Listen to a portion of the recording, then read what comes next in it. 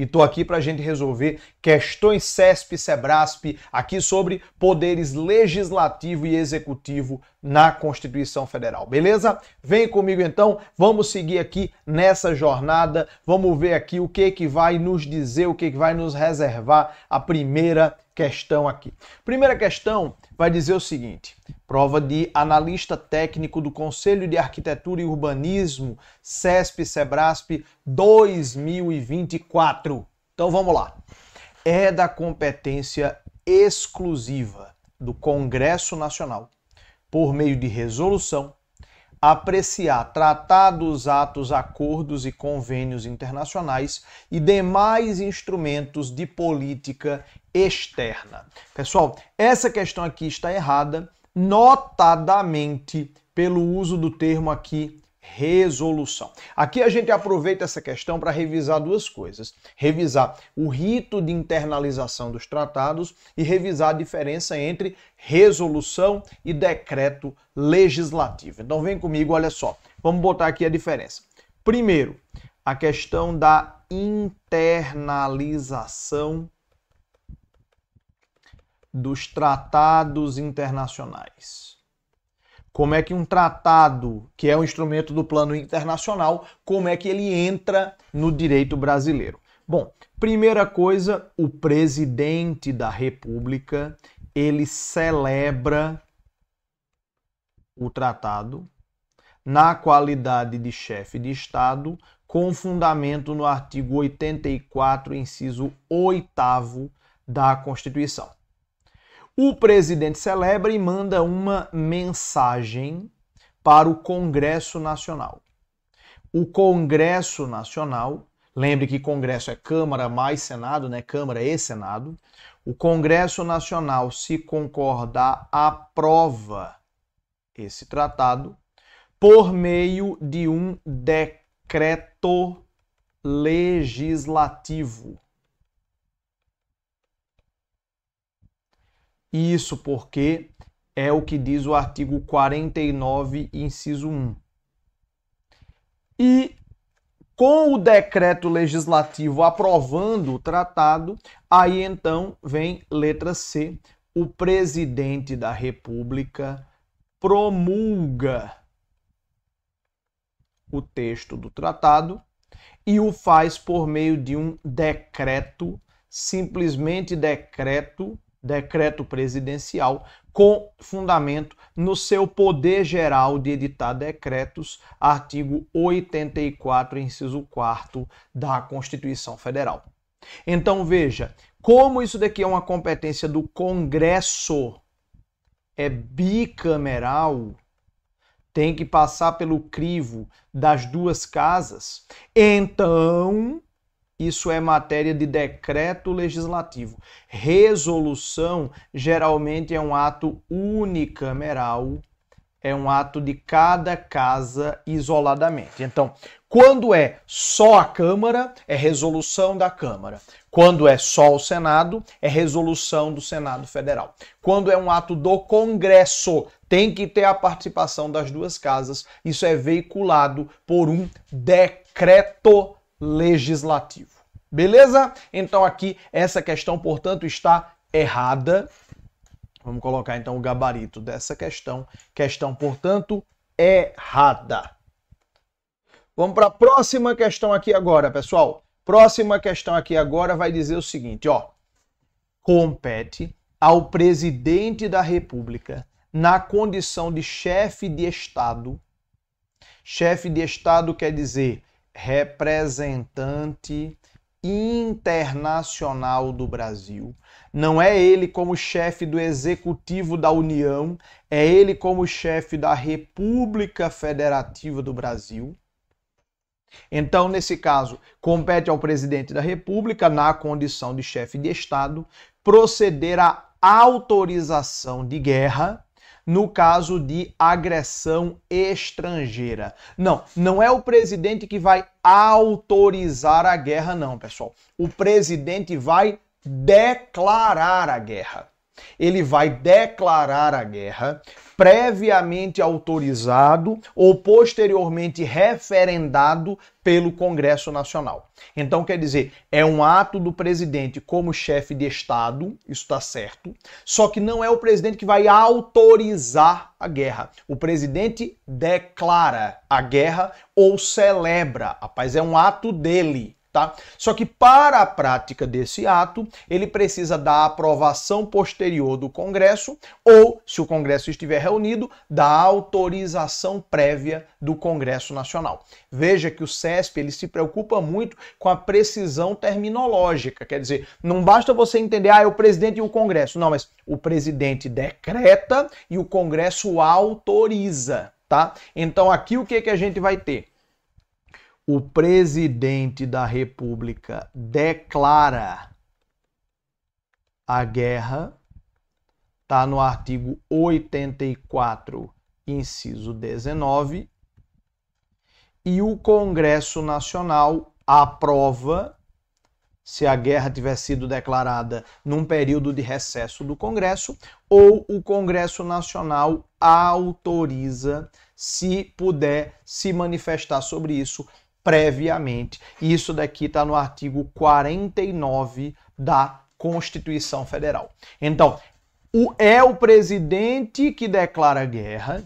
Isso ele o faz na qualidade, na condição de chefe de Estado, está certo.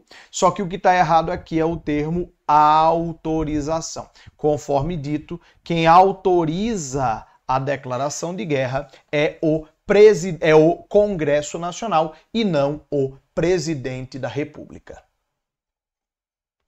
Beleza? Maravilha, então. Show de bola. Vamos seguir aqui para a próxima questão. Então, essa daqui está errada.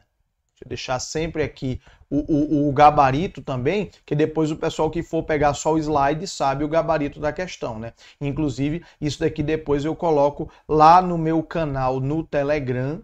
É só você buscar no Telegram por J Trindade Prof, que é também a minha arroba lá no Instagram. Beleza, então, maravilha. Próxima questão aqui, pessoal. Próxima questão aqui vai dizer o seguinte. A competência privativa do presidente da República para iniciar o processo legislativo. Iniciar o processo legislativo quer dizer propor um projeto de lei ou uma PEC. Se bem que aqui eles vai especificar das leis ordinárias, que são as leis comuns aprovadas por maioria simples, ou das leis complementares aprovadas por maioria absoluta, não pode ser delegada. E aqui isso dá um nó na cabeça da galera que decora o macete, macetinho, macetoso. Ah, professor, você tem alguma coisa contra macete? Não, eu não gosto de estudar com macetes, mas é uma coisa minha. Não estou dizendo que você não faça isso. Tem muita gente que já acertou muita questão com base em macete. Não sou eu quem vai julgar, tá? Agora, o macete é para ajudar a lembrar quando você já sabe da matéria. Essa é a questão, entende? Por exemplo, a galera decora, a privativa pode delegar. Sim, isso vale para as competências federativas.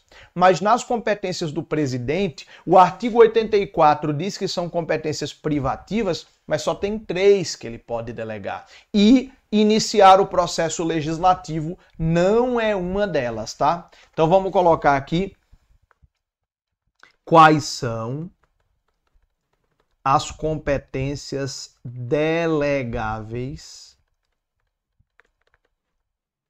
do presidente da República.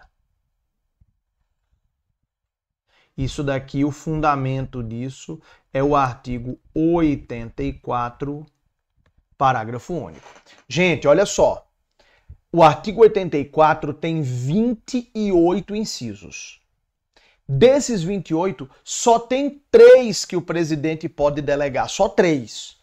Então, pelo amor de Deus, vale a pena decorar, né? Tem que decorar. Já era para ter nascido decorado, já era para estar internalizado no DNA, replicando para os descendentes. Mas então vamos lá. Relembrando, quais são as competências do presidente da República que são delegáveis? São só 3. Editar decretos autônomos. Os decretos autônomos são aqueles decretos do presidente da República que têm força de lei. Artigo 84, inciso 6º, a linha A e a linha B. Conceder perdão de penas. Então, conceder indulto e comutar penas, que é o 84, inciso 12. Ele até falou ouvidos, se for o caso, os órgãos previstos em lei. E, finalmente, a outra atribuição é a atribuição dele de prover e desprover também, nomear, exonerar, demitir cargos públicos na forma da lei. Os cargos públicos federais, os cargos públicos da União. Isso daqui é o que a gente encontra no artigo 84, inciso 25, primeira parte. E essas atribuições aqui, elas podem ser delegadas, o presidente delega, se quiser, editando um decreto de delegação. Elas são delegáveis para os ministros de Estado, os ministros das várias pastas. São delegáveis para o advogado-geral da União ou são delegáveis para o PGR, para o Procurador-Geral da República. Você percebe, então, que a competência do presidente para iniciar o processo legislativo propondo projetos de lei, ela não está entre as delegáveis, não está entre as atribuições do presidente que ele pode delegar. Por isso, aqui, essa questão está certa. Essa questão aqui não pode ser delegada. Ok. Vamos para a próxima questão, que vai dizer o seguinte. De novo, essa daqui, é ato indelegável e de competência privativa do presidente da República dispor mediante decreto sobre organização e funcionamento da administração federal, quando não implicar aumento da despesa, nem criação ou extinção de órgãos. Tá errado, porque isso daqui é justamente a matéria de decreto autônomo. Aquele decreto autônomo, aquele decreto que tem força de lei, aquele decreto que tem hierarquia legal do 84, inciso 6º, o presidente da República, ele vai usar para duas coisas. Justamente para extinguir. Criar, não. Extinguir cargos públicos que estão vagos, que estão vazios, ou então para dispor sobre organização e funcionamento da administração federal. Mexer nas atribuições dos órgãos, pegar a atribuição de um órgão e jogar para outro. Lembrando que isso daqui, o presidente não pode, por decreto autônomo, aumentar a despesa, porque para aumentar a despesa tem que passar pelo parlamento, tem que ser por lei em sentido formal.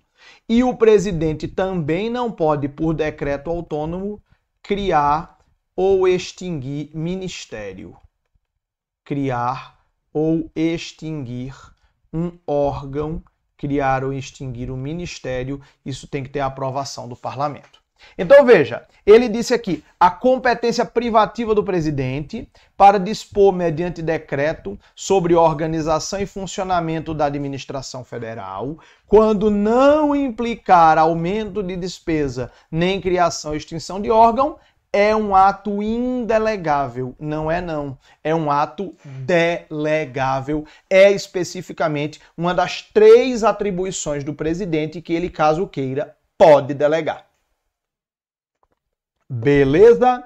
Maravilha. Segue o jogo agora, vamos para a próxima questão agora. O que ela vai dizer? É competência privativa do presidente da República conceder indulto e comutar penas, verdade, é competência dele mesmo, com audiência, se necessário, dos órgãos instituídos em lei, verdade, podendo delegar tal atribuição, é verdade, é uma competência delegável, ao advogado-geral da União. Realmente, o AGU é uma das autoridades que podem receber essa delegação. Olha aqui, ó. Conceder indulto e comutar penas é competência do presidente. Competência essa que ele pode delegar, entre outras autoridades, para o AGU, para o advogado-geral da União. Foi exatamente o que essa questão disse, então essa questão está certa. Fundamento dela, artigo 84, inciso 12, combinado com o parágrafo único do mesmo artigo 84. Beleza? Essa daqui ficou fácil porque a gente já tinha abordado aqui a temática, né? Maravilha! Aqui, pessoal, eu aproveito para trazer aqui um esqueminha interessante só para a gente relembrar sobre as diferenças entre processamento do presidente por crime comum e processamento do presidente por crime de responsabilidade. Veja que em ambos os casos a Câmara dos Deputados tem que autorizar a abertura do processo pelo mesmo quórum altíssimo de 2/3. Se for crime comum, quem processa e julga o presidente é o Supremo. Se for crime de responsabilidade, quem processa e julga o presidente é o Senado Federal. De qualquer jeito, a partir de quando o presidente vira réu, ele vai estar suspenso do exercício das suas funções. Então ele fica suspenso quando o STF recebe a denúncia ou queixa e ele fica suspenso quando o Senado instaura o processo. Essa suspensão que vai durar até o julgamento final, desde que não ultrapasse no máximo 180 dias. Beleza? Maravilha! Com isso aqui a gente faz essa revisão e vai poder resolver a próxima questão. A próxima questão vai dizer o seguinte, ó. Quando se tratar de crime de responsabilidade, você sabe, são aquelas condutas listadas em rol exemplificativo no artigo 85 da Constituição Federal, são as causas que autorizam o processo de impeachment, de impedimento de cassação do presidente da República. Então, quando se tratar de crime de responsabilidade, o presidente da República ficará suspenso de suas funções após ser admitida a instauração do processo pela Câmara. Não é nesse momento que ele fica suspenso. Não é quando crime de responsabilidade, não é quando a Câmara autoriza, é quando o Senado instaura o processo. Então, aqui quando a Câmara autoriza, o presidente ainda não está suspenso, tá?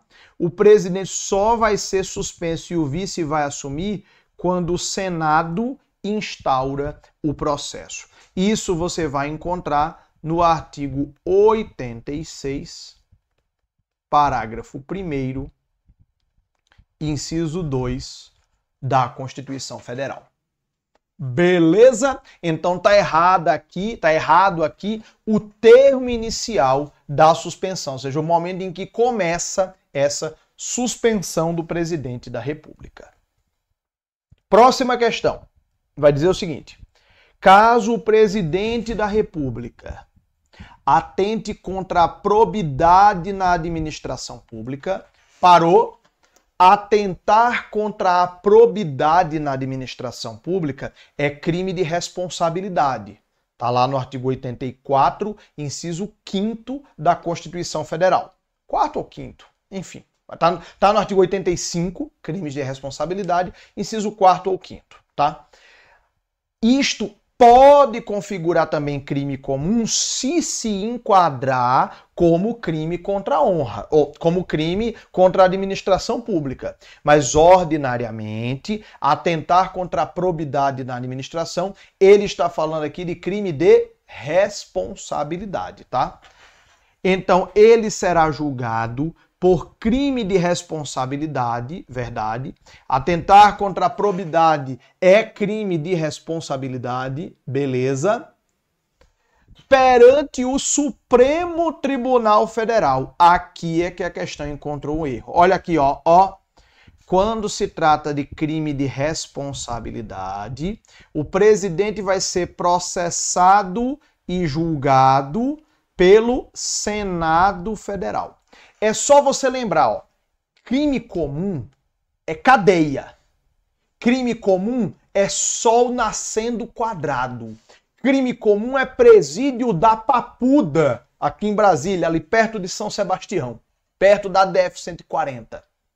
Então, crime comum tem que ser um órgão jurisdicional, tem que ser um órgão do judiciário, o Supremo. Crime de responsabilidade é cassação de mandato. Crime de responsabilidade é julgamento político. Tem que ser alguém dotado de responsabilidade política. Vai ser o Senado Federal. Então, nesse caso aqui, no caso de crime de responsabilidade, o presidente vai ser julgado perante o Senado Federal. Isso você encontra no artigo 52.1 e você encontra também no artigo 86 caput da Constituição Federal. Essa questão aqui, então, ela está errada. Próxima questão agora. Já entrando na parte de poder legislativo na Constituição, mais puramente o poder legislativo, né? Ele vai dizer que no âmbito federal, o poder legislativo é exercido pelo Congresso Nacional. Verdade. Artigo 44 caput da Constituição. Cujos membros são eleitos segundo o princípio majoritário para mandato de 4 anos. Bom, aqui ele teria que separar se ele está falando de deputado ou se ele está falando de senador. Mas aqui, de qualquer jeito, a questão está errada porque ele misturou as duas características. Vamos explicar, vamos relembrar isso daqui, olha só. Eu vou colocar aqui deputados federais e vou colocar aqui senadores. Algumas diferenças, né? Então, eu vou colocar aqui o sistema de eleição. Vou colocar aqui a duração do mandato. E já que eu estou revisando, vou colocar também aqui a idade mínima. Então, olha só. Deputado federal, a eleição é pelo sistema proporcional. Senador, a eleição é pelo sistema majoritário.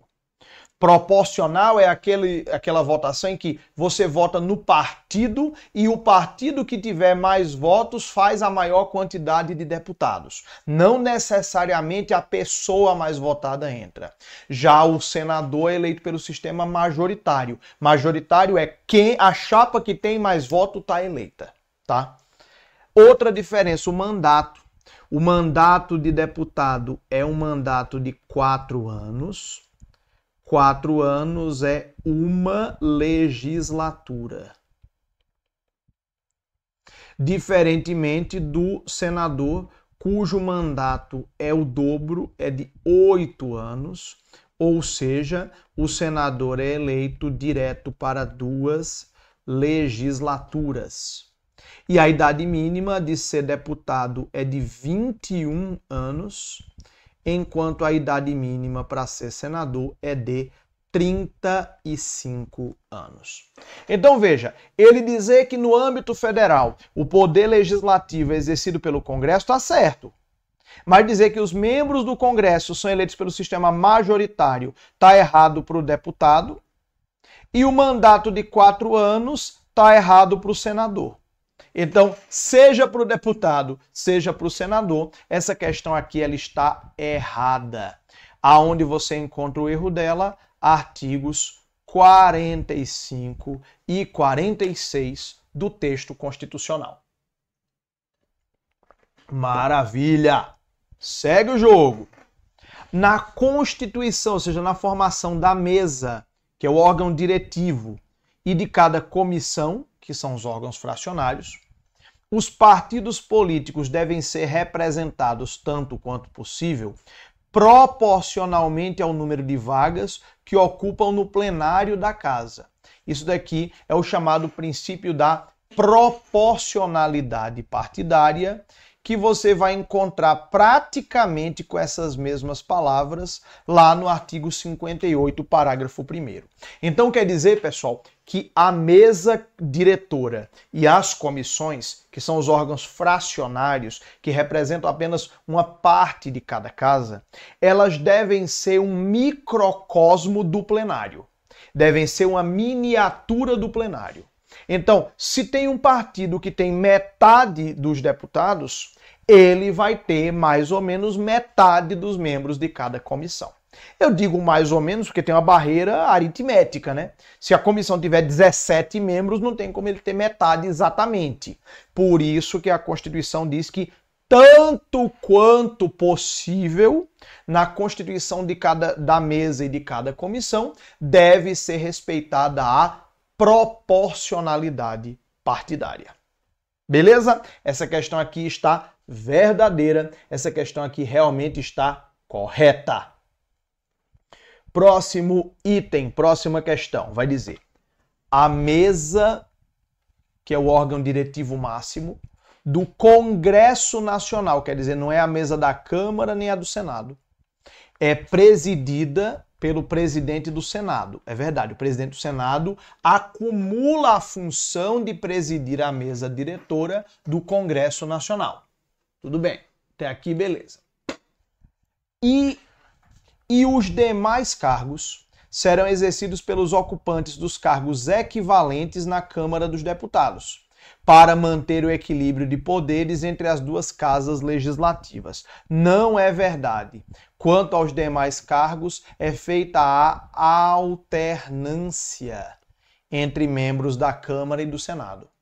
Por isso que eu costumo brincar que a mesa do Congresso, ela é como se fosse, vamos dizer assim, um mix. É como se fosse a metade da mesa do Senado com a parte quase metade da mesa da Câmara. Então, por exemplo, olha só. Eu vou colocar aqui, ó, mesa da Câmara dos Deputados, mesa do Senado Federal. Aí você vai ter aqui o presidente da Câmara, o primeiro vice, o segundo vice, o primeiro secretário, segundo secretário, terceiro secretário, quarto secretário. Todo mundo aqui é parlamentar, tá? Aí eu vou ter Senado, mesma estrutura. Presidente do Senado, primeiro vice-presidente do Senado, segundo vice do Senado. Aqui no momento dessa aula aqui, o presidente do Senado, Rodrigo Pacheco, primeiro vice, Veneziano Vital do Rego, segundo vice, o Everton Rocha. Aí vem primeiro secretário, segundo secretário, terceiro secretário, quarto secretário. Aí o que eu vou ter, segundo o mandamento constitucional do artigo 57? A mesa do Congresso, o presidente vem do Senado, o primeiro vice do Congresso é o primeiro vice da Câmara. O segundo vice do Congresso vem do Senado, o primeiro secretário da mesa do Congresso é da Câmara. O segundo secretário vem do Senado, o terceiro secretário vem da Câmara e o quarto secretário do Congresso é o quarto secretário do Senado Federal. Então ficam 7 membros, o Senado com 4, a Câmara dos Deputados com 3. Tudo isso aqui que eu expliquei, você vai encontrar no artigo 57 e parágrafos do texto constitucional. Beleza? Show de bola! Próxima questão vai dizer que a instauração de comissões parlamentares de inquérito exige a formulação de um requerimento por um terço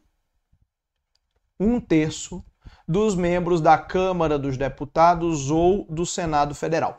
Se ele parasse aqui, a questão estava certa. Se ele dissesse, olha, para instaurar uma CPI é preciso da assinatura de 1/3 dos membros ou da Câmara ou do Senado, a questão estaria certa. Porque realmente o artigo 58, parágrafo 3º da Constituição, diz que a CPI é um instrumento da minoria. A CPI pode ser requerida por 1/3 dos membros da casa. Só que aí a questão, eu já te adianto que ela vai ficar errada, porque ela vai dizer, e vai depender da deliberação do plenário da Casa Legislativa. Isso daqui é que torna a questão errada. Porque, conforme o artigo 58, parágrafo 3º da Constituição Federal, a criação da CPI não depende de aprovação em plenário. Até porque a CPI é um instrumento da minoria.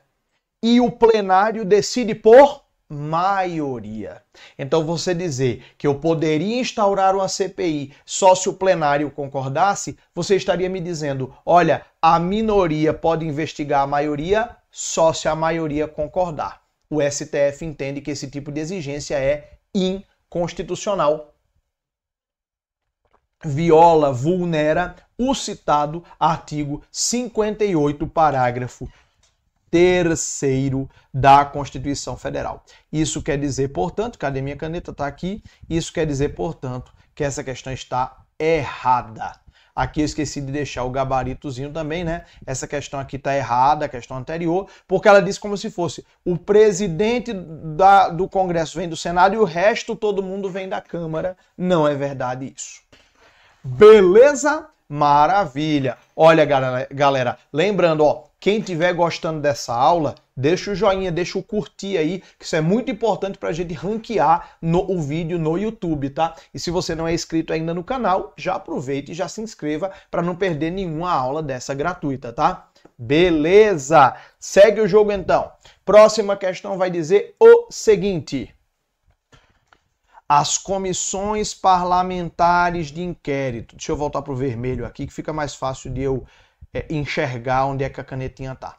As comissões parlamentares de inquérito, embora tenham poderes de investigação, é verdade, próprios das autoridades judiciais, é verdade, não podem determinar, mesmo que fundamentadamente, a quebra do sigilo telefônico do investigado, pois essa medida constitui cláusula de reserva de jurisdição. Bom, o que é reserva de jurisdição? É uma decisão que é exclusividade de um juiz proferir. É uma decisão que somente o juiz pode proferir, que é exclusividade do poder judiciário, tá? A quebra do sigilo telefônico não é monopólio judicial, não é matéria submetida à reserva de jurisdição, tá, pessoal? Justamente por isso, a CPI pode quebrar o sigilo telefônico. Vamos aproveitar para a gente fazer essa revisão e essa diferenciação aqui. Olha só, vamos fazer essa diferenciação entre o sigilo telefônico e o sigilo das comunicações. Quando a prova fala em sigilo telefônico, ela está falando aqui da lista de chamadas. Chamadas recebidas, chamadas originadas. Ela está falando aqui do papel. Você ter acesso a um papel, o espelho da conta telefônica. Isso daqui a CPI pode decretar por decisão sua, desde que seja decisão colegiada e fundamentada. Colegiada não é só o relator, só o presidente, tem que ser o colegiado da comissão. E fundamentada, motivada, explicada com base em elementos concretos que mostrem a necessidade disso. Isso daqui é diferente de quebrar o sigilo das comunicações telefônicas. Quebrar o sigilo das comunicações telefônicas, aí nós estamos falando de interceptação telefônica. Aí nós estamos falando de ouvir o conteúdo da conversa. Você ouvir o conteúdo da conversa. Aí, nesse caso aqui, isso daqui a CPI não pode, por decisão sua. Aqui sim é matéria sob reserva de jurisdição.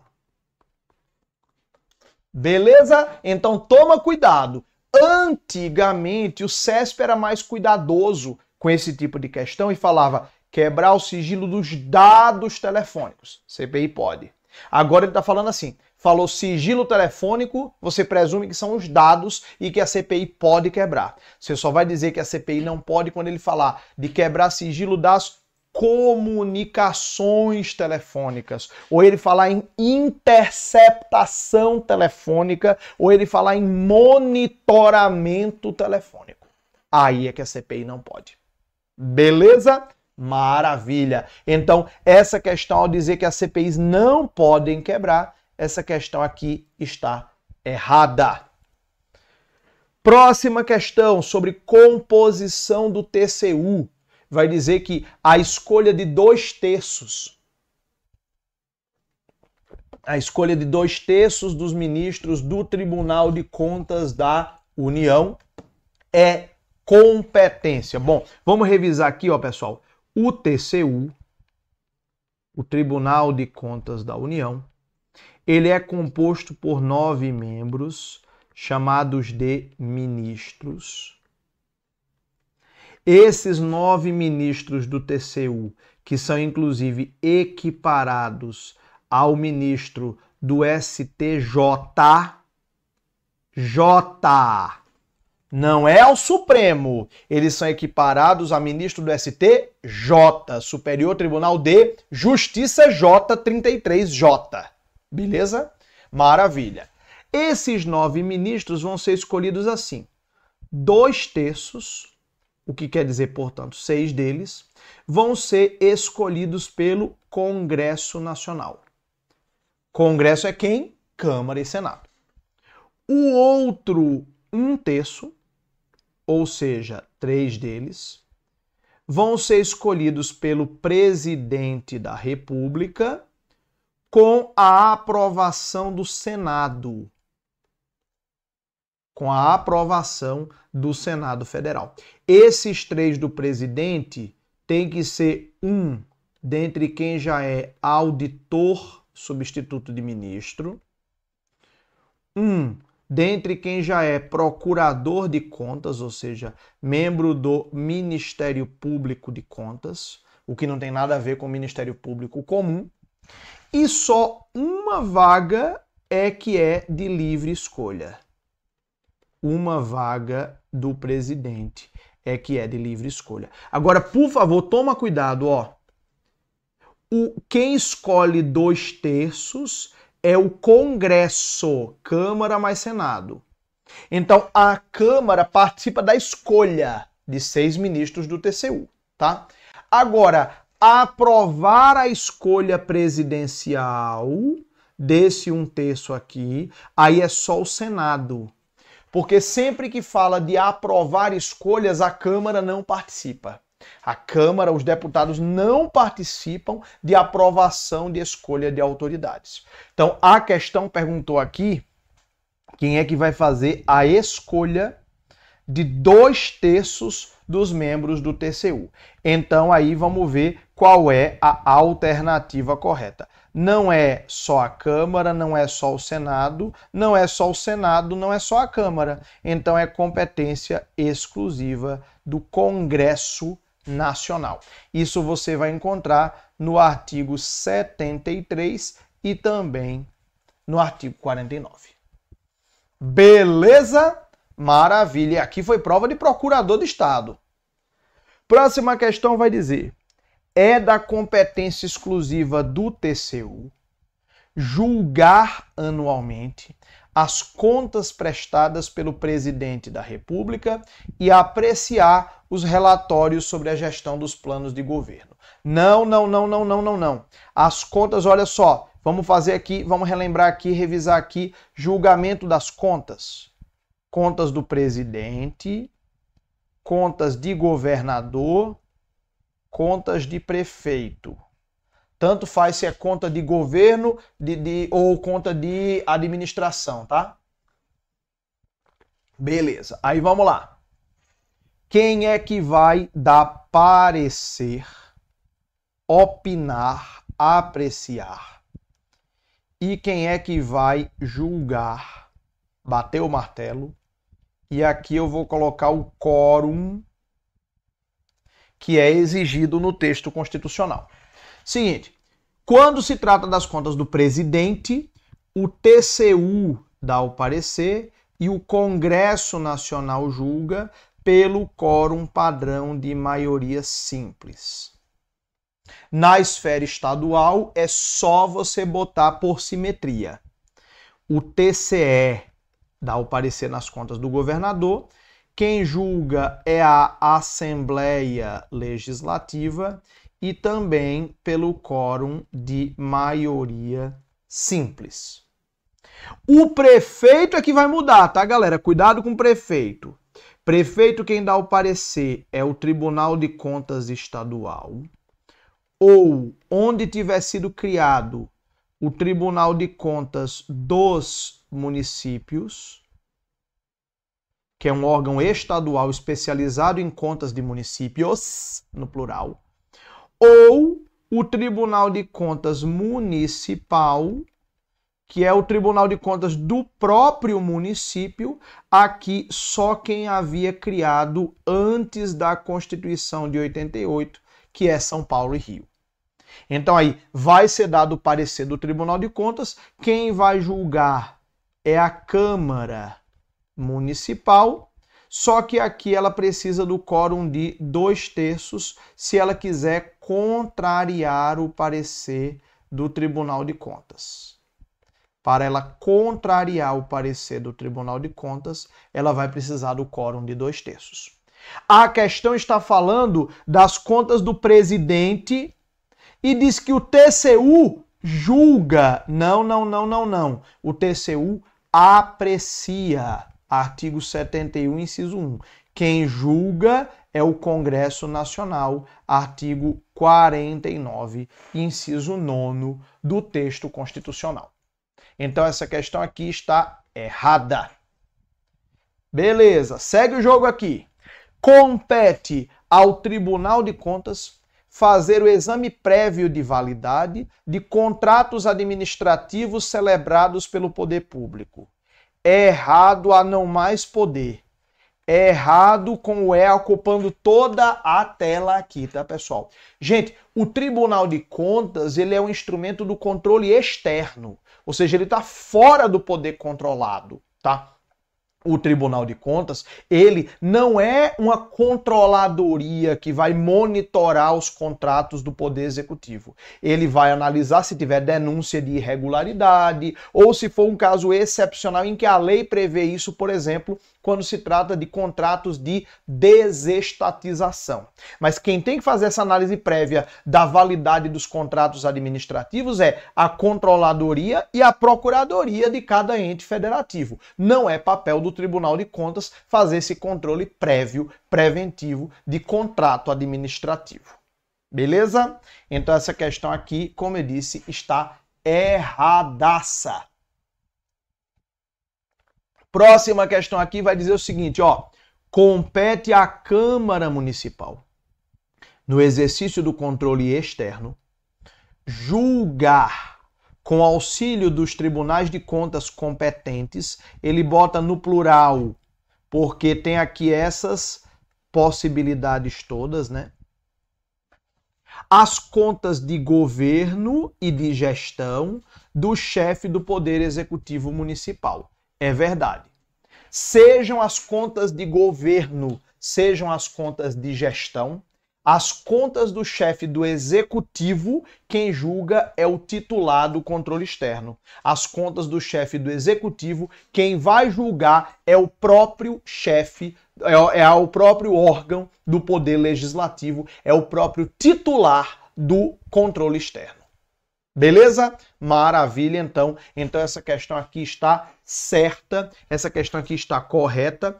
Trata-se do artigo 49, inciso 9 da Constituição, que fala da competência do Congresso Nacional.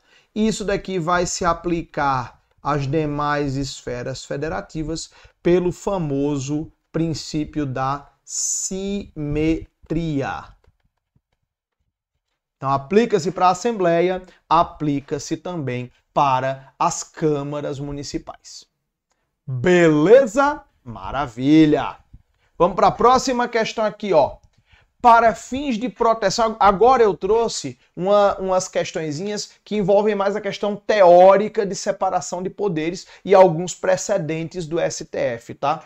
Tudo questão CESP-CEBRASP 2024. Mas vamos ver essa daqui, olha só. Para fins de proteção ao princípio da separação de poderes, é inadmissível que o Poder Judiciário faça o controle jurisdicional dos atos interna corporis das casas legislativas, ainda que esteja caracterizado o desrespeito às normas constitucionais do processo legislativo. Se ele parasse antes do ainda que, a questão estaria certa, tá? Porque isso é o que consta do tema 1120 da repercussão geral do STF. O que que diz esse tema 1120? Aqui estou aprofundando o conteúdo, tá? Tema 1120 da repercussão geral. Diz o seguinte: o judiciário não pode fazer o controle e a fiscalização dos atos interna corporis das casas legislativas. O que são atos interna corporis? São os atos da Casa Legislativa que estão embasados apenas no seu regimento interno, aqueles que não têm previsão constitucional. Então, aquilo que for questão puramente regimental, meramente regimental, o Supremo olha para o Senado, olha para a Câmara, olha para a Assembleia, olha para a Câmara Municipal e diz: te vira. Não mandei você fazer o regimento assim. Fez o regimento assim? Te vira. Nem de regimento eu gosto, diz o Supremo, tá?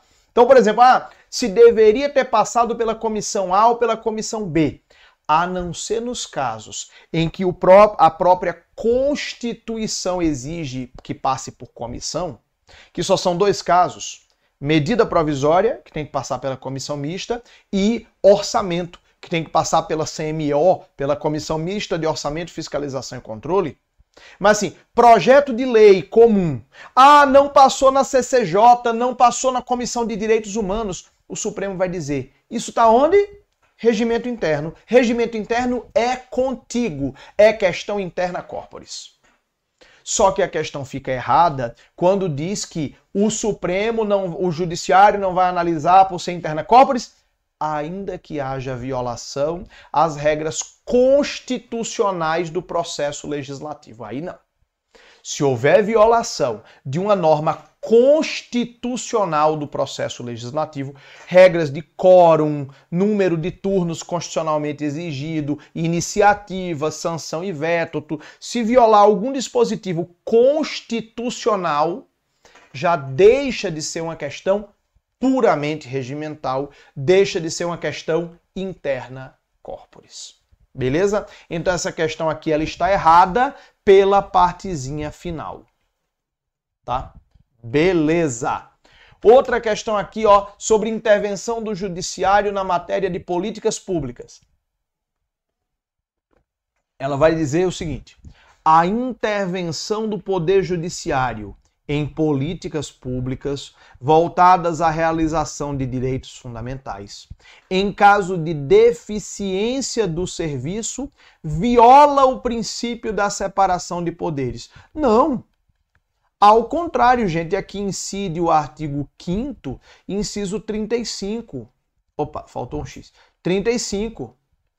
segundo o qual a lei não excluirá, não retirará da apreciação do Poder Judiciário nenhuma lesão ou ameaça de lesão a um direito.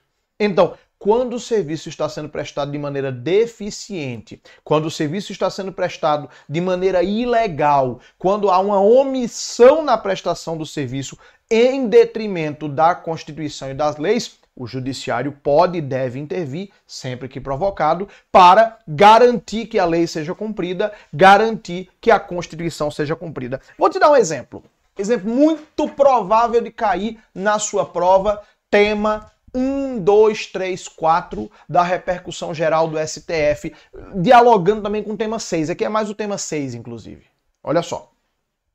Remédio que está registrado na Anvisa e incluído na lista do SUS como remédio de fornecimento obrigatório. A pessoa chega lá no posto de saúde ou chega lá na UPA, não tem esse remédio. O judiciário pode ser acionado e vai dizer: forneça no prazo de 5 dias. Acabou. Acabou. Agora, o medicamento não tem registro na Anvisa. Aí é uma coisa que, em regra, o judiciário não vai entrar. Tem registro na Anvisa, mas o SUS usa um genérico e não o de referência, mas eu queria o de referência. Aí o judiciário, em regra, não vai entrar. Mas quando a questão está garantida em lei e na Constituição e não é prestada, o judiciário, se provocado for, pode e deve atuar aqui. Beleza? Maravilha, então, pessoal. Então, com isso, a gente terminou as questões sobre poderes legislativo e executivo na Constituição Federal.